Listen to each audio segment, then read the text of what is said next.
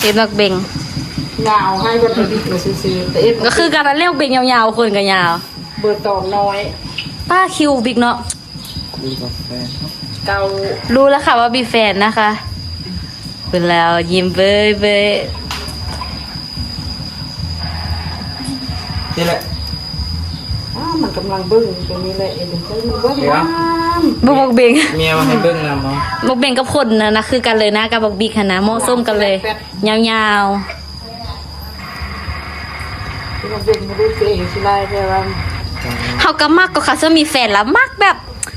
รอลงการเฮ็ดหน้ากันอย่างยังดีสินะคือมู่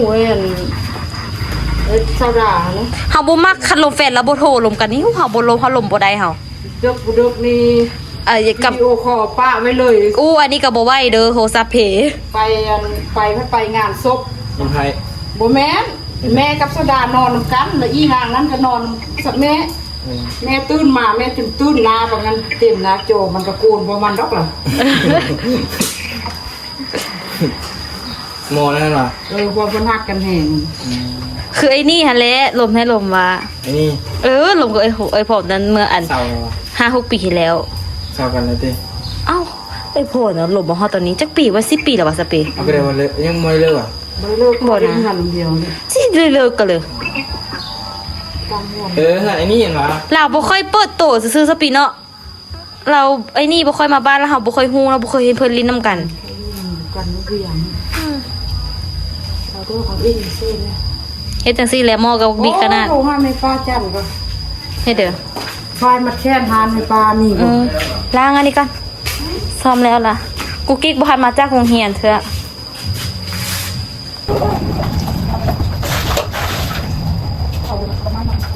โอ้ยผมเห็นควันวัน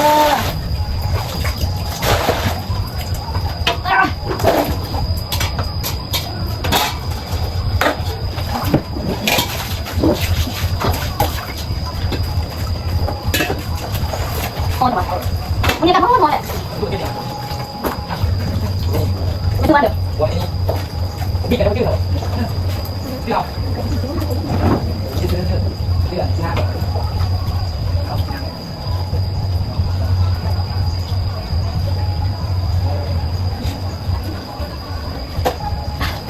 แล้วนะคะบางคนบอกมาปั่นสิท่านไปบอกตุ้มไปบอกไปบอกที่เราไปบอกที่เราต้องจับตาไปดิแต่ตัวแรกเป็นตัวอะไรนะ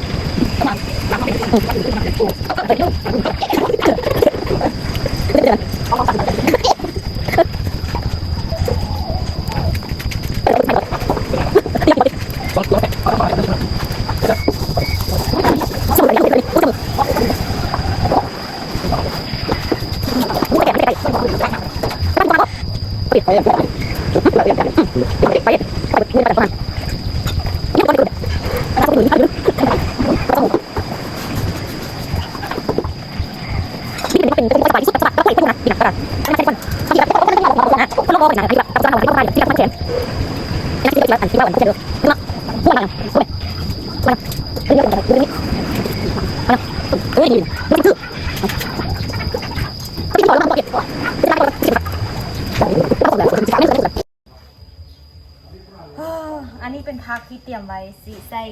ลาบใส่อย่างต่างๆแล้วก็เฮ็ดอบน้ำพร้อมซึ่งมื้อนี้ก็เป็นมื้อการที่แบบว่าเข้าเรื่องกันเลยเพราะว่ายังบ่ทันได้บอกอย่างเลยเนาะซึ่งมื้อนี้น่ะเป็นมื้อที่เฮ็ดขวัญบิ๊กเพราะว่าบิ๊กคันบ่ค่อยสบายแล้วตอนนี้มีนาไอ้ตัวไอ้ตาลไอ้อู้เนาะกับน้องออโต้ไปเวียงจันทร์เพราะว่าขึ้นไปหาหมอเพราะว่าหาท่านหมออย่างที่เวียงเพราะว่าเพิ่นมีนาเจ็บท้องสิคลอดลูกแล้วสินะแต่คิดว่าน่าจะคลอดมื้อนี้บ่มื้อนี้กับมื้ออื่นเนาะแล้วมื้อนี้ก็เป็นเฮ็ดขวัญบิ๊กก็เลยแบบบิ๊กก็เดินทางมาจากเวียงจันทร์โดยการที่ขับรถมาเองเลยจนมาฮอดบ้านใช้เวลาประมาณ2 ชั่วโมงฮอดบ่เนาะ2 ชั่วโมง3 ชั่วโมงคนแหละบิ๊กเพิ่นขับรถจักรมาเองแต่ว่าเส้นทางนี้ลำบากในการเดินทางมันค่อนข้างจะลำบากแฮงล่ะแต่ตอนนี้บิ๊กมาฮอดแล้วยังปลอดภัยบิ๊กมาแต่2-3 มื้อก็กลับน่าจะได้เห็นหน้าหลานปุ๊บนึงก็น่าจะได้กลับแล้วน้องบิ๊กเนาะเฮ็ดควันบิ๊กจะให้บิ๊กมัดแขนให้แน่มัดแขนให้บิ๊กพร้อมเฮาลูกน้องกันยังบ่เคยมัดแขนในกันเด้อ ให้พวกบิ๊กเข้ามา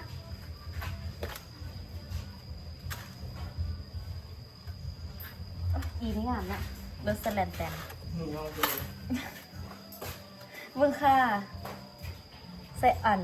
อย่างก็ใส่อันใส่อบไก่แม่จะปีเพื่อนกำลังคิดมักเบ่งแต่ว่ามื้อนี้เพื่อนอารมณ์บ่จอยมั้งมักเบ่งก็เลยเป็นแนวนั้น แต่ก็งามอยู่ลาวนี่เวลาที่แบบบ่สบายเฮ็ดเวลาที่บ่สบายหรือว่าเขาเรียนจบหรือว่าเขาสิไปเรียนต่อหรือว่าพิธีที่แบบว่ามีฮีตของอย่างต่างๆค่ะน่ะส่วนหลายเลยสิ่งที่ขาดบ่ได้ก็คือต้องมีมักเบ่งแล้วก็การผูกแขนการผูกข้อต่อแขนนี่นะมันบ่ได้แม่นว่าต้องแม่นเฉพาะพิธีที่จะต้องสู้ขวัญมัดแขวนสู้ขอเท่านั้นได้มันบ่แม่นวิธีมั่นหมายเท่านั้น แต่ว่ามันสามารถการผูกแขนนี่มันก็แบบเฮาสิไปเรียนต่อบ่เฮ็ดขวัญน้อยๆผูกแขนผูกข้อไม้ข้อมือมีมักเบ่งจังซี่นะอันนี้คือคนลาวแบบเขาจะเป็นประมาณนี้อันนี้คือศาสนาพุทธทางฝั่งบ้านเฮาจะเป็นอย่างนี้แต่ว่าอยู่ลาวนี่จะมีหลากหลายชนเผ่าแม่นบ่และแต่ละชนเผ่าอะนะการนับถือศาสนาก็แตกต่างกันออกไปฉะนั้นแล้วถ้าทุกคนเห็นว่าอุ๊ยเป็นอย่างอันคนลาวเขาจะคือบ่เฮ็ดแบบนี้คนลาวแต่ละคนคือเฮ็ดบ่คือกันย้อนว่าอยู่ลาวนะมีตั้งว่า40-50ปลายชนเผ่าแต่ละชนเผ่าพิธีอย่างต่างๆจะแตกต่างกันเพราะว่าจะเป็นงานดองงานแต่งการจัดอย่างต่างๆจะแตกต่างกันออกไปฉะนั้นอยากให้ทุกคนเข้าใจว่าเอ้ยคนลาวเป็นอย่างคือเฮ็ดบ่คือกันสินะถ้าคล้ายๆคือคนไทยเลยว่าคนไทยมีศาสนาพุทธศาสนาผีคนแต่ละคนนับถือศาสนาบ่คือกันฉะนั้นในการจัดพิธีงานตรงงานแต่งหรืออีกอย่างต่างๆกันจะแตกต่างกันออกไปนั่นเองฉะนั้นให้ทุกคนเข้าใจนะจุดนี้ก่อนเด้อเส้นมื้อนี้กะมาเฮ็ดขวัญบิ๊กมาเฮ็ดขวัญบิ๊กเพิ่นบ่ค่อยสบายการเฮ็ดขวัญถือแบบเป็นการที่ว่าเอิ้นขวัญมาเด้อบิ๊กบ่ค่อยสบายเด้ออีหยังประมาณนี้คนเราเขาจะถือกันในเด้อบ่ฮู้อยู่ไทยหรือว่าทางฝั่งอื่นเขาจะถือคือกันบ่หรือว่าแตกต่างกันออกไปเอ้า ก็ไอ้พี่ก็เล่นฟรีไฟร์เลยดิ ว่า เล่นลำวะ โอ้กลับมา กับไอ้พี่ลงสไตล์เลย ว่า ตอนเล่นทีหนึ่งนะ จับมือ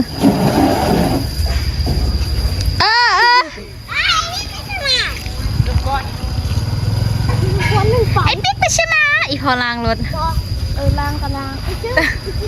หน้าคือเป็นหน้าเปื้อนแท้เสร็จนายดี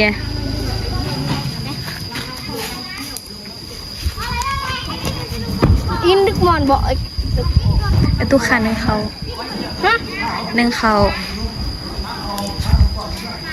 ชีวิตจนอย่างเราจะเอาอะไรหนักหนาโอ้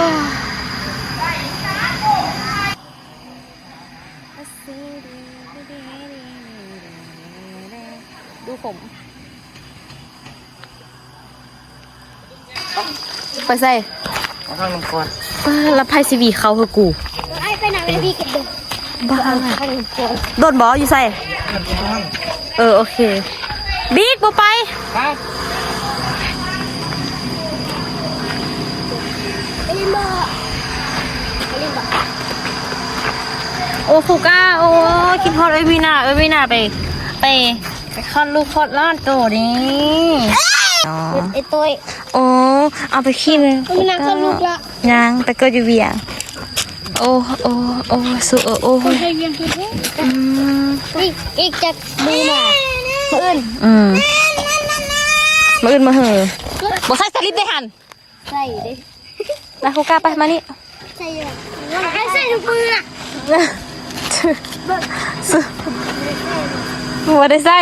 เพลงใส่วะ ฮอนเราบอกใส่สลิปป้าขัดทรงเคลียร์ขัดแบบเล่นดึงกันแล้วทรงเคลียร์กับเฮ็ดก้นบดก่อสมมติเล่นแล้วทรงเคลียร์สินะมันก็เฮ็ดก้นเดี๋ยวเนาะไอเนาะ ใส่สลิป เนาะสมมติเล่นเป็นแล้วแบบโซเคลียร์แบบนี้นะมันก็เฮ็ดก้น ตัวนึงสลิปงาน เอา นี่น่ะ สลิปยาน ลาฮุกเกอร์ สลิปยานเรามาให้เกอร์ เอวมีสลิปเอวนี่บุกเกอร์นะเอวมีสลิปแมน ตีนมหมูเป็นบ้า โบมีนมกระใส่ ใส่ยัง ใส่อันนี้ เอาก็มีนมบ่มีนมมาเดี๋ยวมาสิบ่มีไหมน้องก็มีแล้วดอกบ่มีฉันสิใส่ โบมีนมร้อยใส่เลย โบเด็กน้อยบอกว่าเขาหนุบน้อยโบลิ่นนำแล้วเด้อโบแรงโบลิ่นเกมนำแล้วเครียดเด็กน้อยแล้วเอาหางโบลิ่นนม ได้แล้วไหมตายอย่างเงี้ย สิเด้อก็อยากให้ถ่ายป้ายเฮือนเอาเท่ว่าเบิ้งอันบักเกอร์เฮ็ดเหรอวะนี่ป้ายเฮือนอีพ่อเพิ่นหั่นน่ะคุณน่ะเอาเท่ว่าเบิ้งโอ้เอาที่สบายใจพอเอ้ย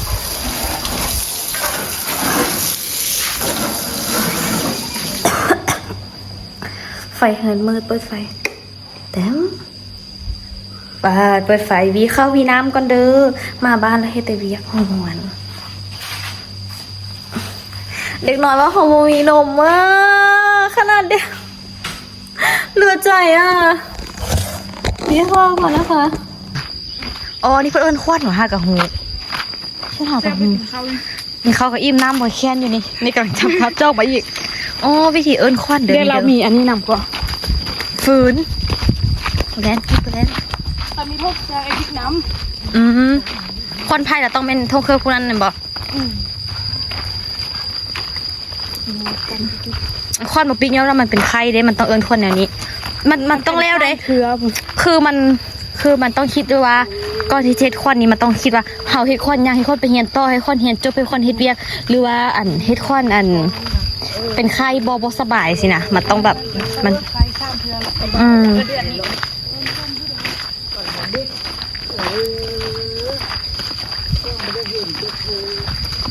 ยังอ้อมบานเลยว่ะ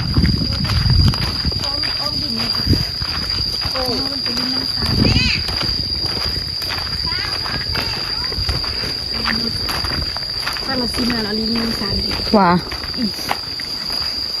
อ๋อมันต้องท่ามกันเนาะคือเจ้าตัวทำไปเล่นยูไซมาก่อนนะหากระฮูได้นี่คิก ที่ให้มันมีสวิงหน่อยสวิงแล้วมันลดลม ว่ะอันนั้นเอิญยังคาสวิ่งแล้วเอิญอีกแบบบอก โอ้โหก็โทษตุกนิดไหมตีนเขาเสียกแข่งก่อนๆไหม อะไรนะ ศักดิ์สิทธิ์เลย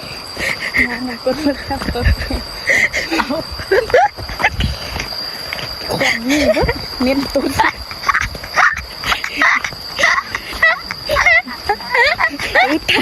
เขาอยู่ตรงกันมันเป็นจักซีเลยแม่ปลาเลยไม่อยากให้เขาอยู่ตรงกัน กูเข้าใจละบอกอย่างน้อยไม่ทำกูมาขายเขา แม่ยาของกูไม่อยู่ไอ้ตัวนั้นวันกูมาที่นั้น เราไม่ได้ตัวเราว่าหยอกเสียงบอกเสียงเกิบมันนั่นพาริกอนหินทันเดะเราไอ้เราหยอกเสือ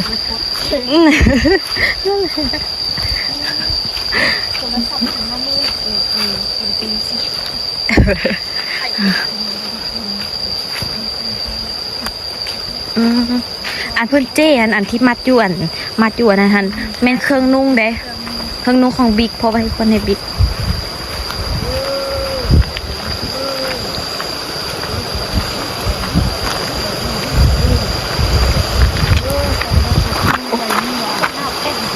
เนาะยานรู้สึกแบบมันเอียงแปลกๆพี่กุ่นนะในสิ่งที่เราบ่เห็นหั่นน่ะว่าบ่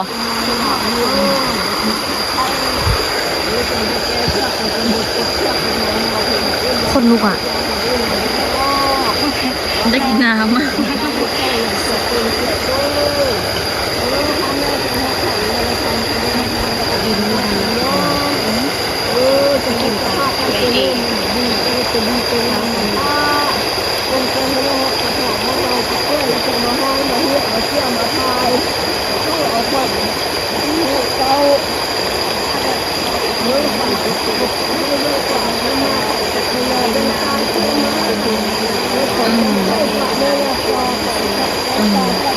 ควันดีแต่ว่าฉันบ่มักเลาะเนาะฉันอยู่เป็นเหือนเนาะแบบสิ่งศักดิ์สิทธิ์มันจะกูเห็นนายอีเพื่อนอะไร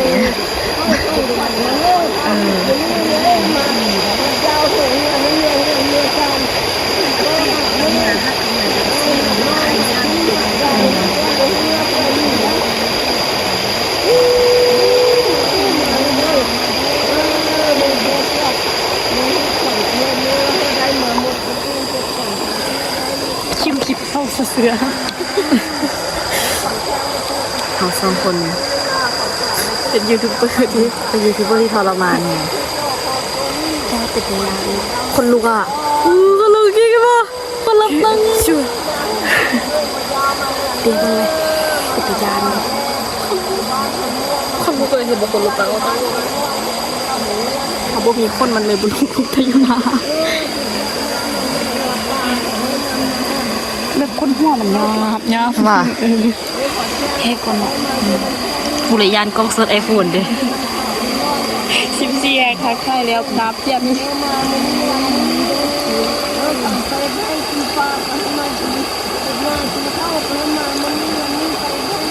ใครก็ถึงห้องกันหัวเขี้ยวทำบอได้เป็นหัวเกลือ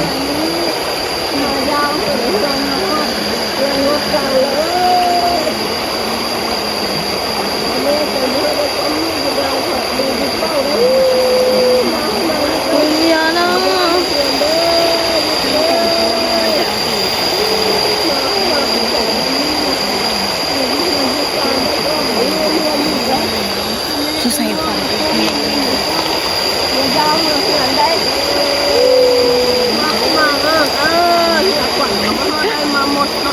ว่าได้มาเสียงมวนขอนเจ้าขอนอ้อนมาน้ำขอนแข้งก็ว่าเสียไปน้ำแข้งลีลาขอนฝากก็ว่าเสียไปน้ำฝากลีลาขอนวันต้นที่โตต้นขอนถึงการเลย จะร้องไห้ทำไม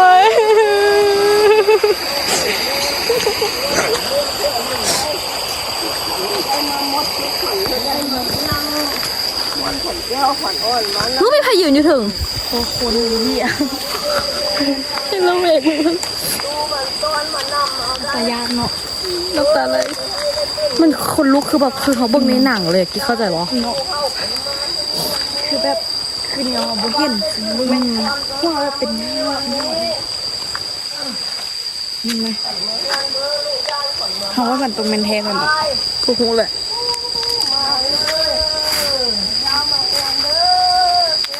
หลังจากนี้ละค่ะกระซิบประมาณแค่มันต้องมีไฟอีกได้คุณเห็นนะขวัญวันนี้โอ้ยต้องเรียกชื่อเรากลับด้วยนะเพราะว่าขวัญทำมานำในตู้เขาซื้อได้ก่อนมาลาเป็นยังไงมาใช่บอลไปกลับมาเขานอนฟังใส่ยืนแล้วก็เชียร์มันมันไปกับเขาบอลนั้นไม่เคยไปจากที่มันเปิดไฟซ่องคืนเลย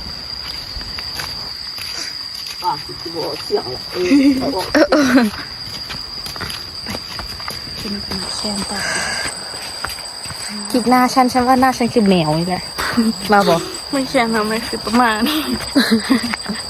ข้าบักเดียนะคือประมาณบักประจนภัยเลยเขาไม่ต้องเอาให้น้องคือแก่ย้ายขอนเรื่อง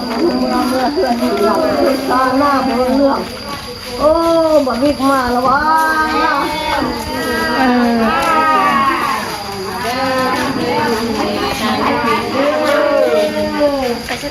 บิ๊กว่าเหือละเด้อมัดค้อนที่บ่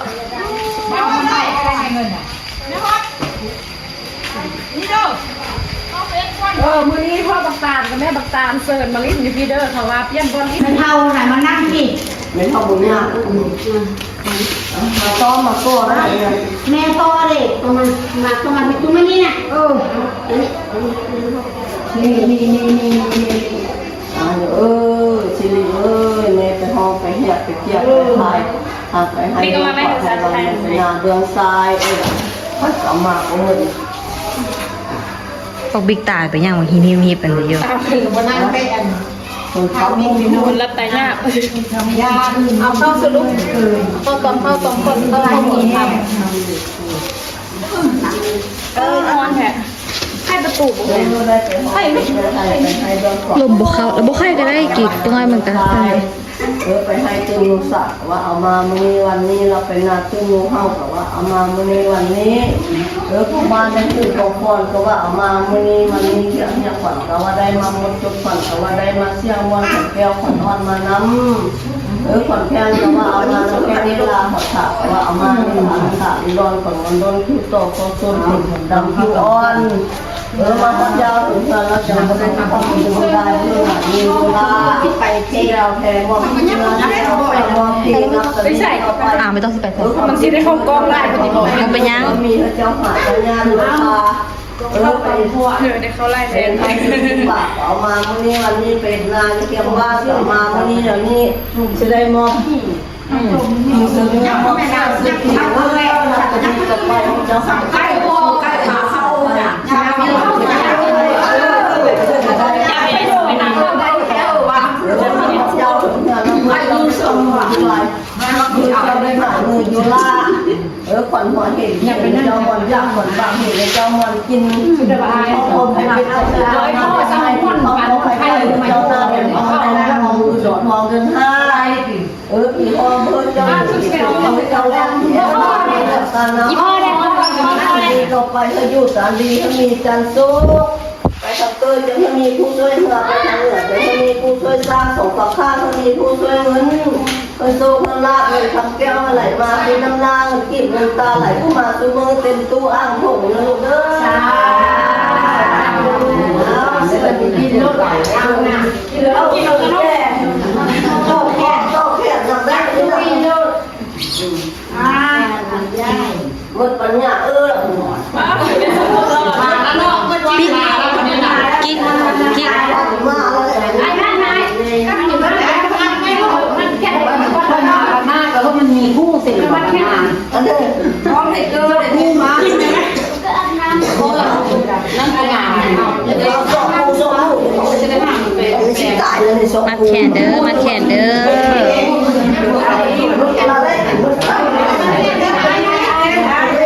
เขาบนมาแล้วแค่ละอ้ายอย่างนี้มาไม่เอาสิเหมือนกันเลยอาสาเลี้ยงของลูกเขาดูดีมาดูเจ้า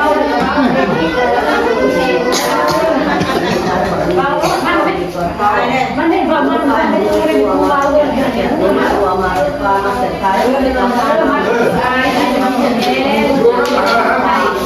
รักแต่นี้ต่อไปเราพูดของพ่อแม่น้ำมันเป็นคนสมบูรณ์สร้างเงินหลวงเงินเจ้ามาสร้างเงินกว้างเงินเจ้าปีมันแค่ไหน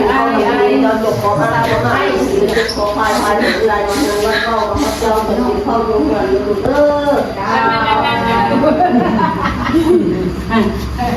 ตุ๊กยังจับกล้องมาลูกตุ๊กมัดบอกเราไปตู้มัดแค่นั้นไหมลูกผู้ทอมันก้อนผู้ทอมันก้อนคนเน็ตเลยก็ว่าลูกกิ๊กมัดก้อนมันมีได้มันมีแบบมันมีได้ใครก่อนมันติดกับเข้าติดกับเข้ามัดลูกเราจะเอาลูกเมย์ลูกเขาดูหลงยาวใส่ลงล่างลงกลางลงใหญ่จะยอมไม่ยืนจะแบ่งจะฟันลูกกันทีใส่กันได้แล้วมันจะแบ่งคือไม่เอาลักเสือเป่าได้ดูเตาห้าผ่านไปจองไว้ดูมันคือมือหวาน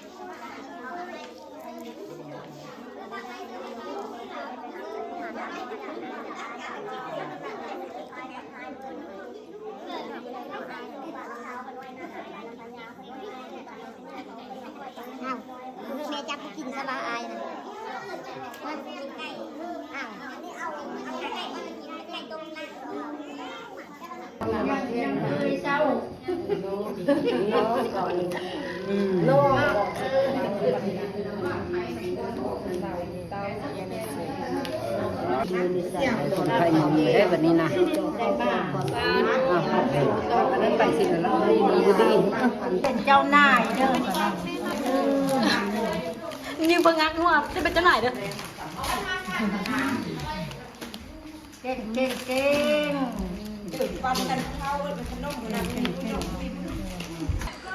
กินมาสู่แค่น้ำกันบอกสู่แค่ขึ้นนี่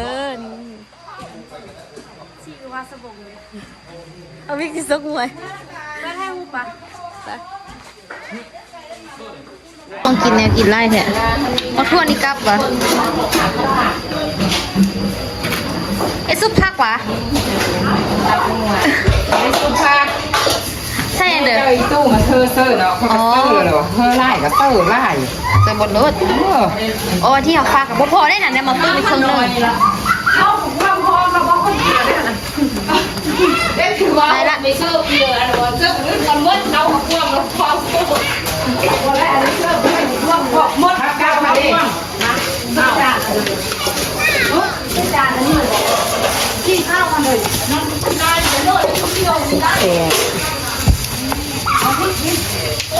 น